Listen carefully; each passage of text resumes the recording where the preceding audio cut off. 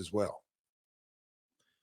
We got a live question here from Nick. And by the way, we are live. So if you got a question for Jeff, keep them coming. Nick says, dealing with the Kliq, was it difficult back then? If they weren't in power, could you feel their backstage influence coming?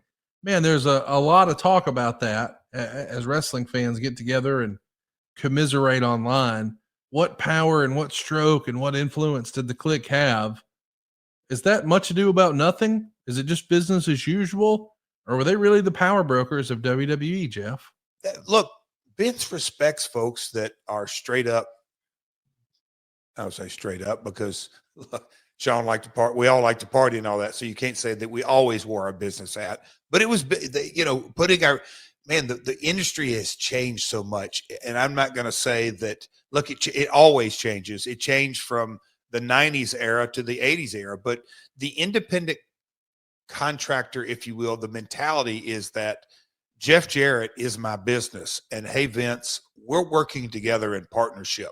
He liked that, and so Sean especially would push the limits. But so Nick, I appreciate your question, but you're saying difficult dealing, and I don't think they were all my buddies, but it was.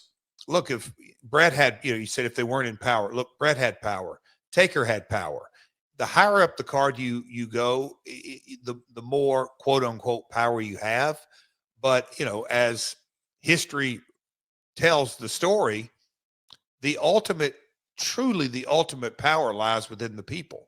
Because if they're buying merch and the response and the main events are selling, then they really are, at the end of the day, dictating business one way or another. Now, I get it, the writing and the finishes and everything that go with that, but that's up to the promoter to have that true finger on the pulse, because if he does, his only agenda is black ink versus red ink.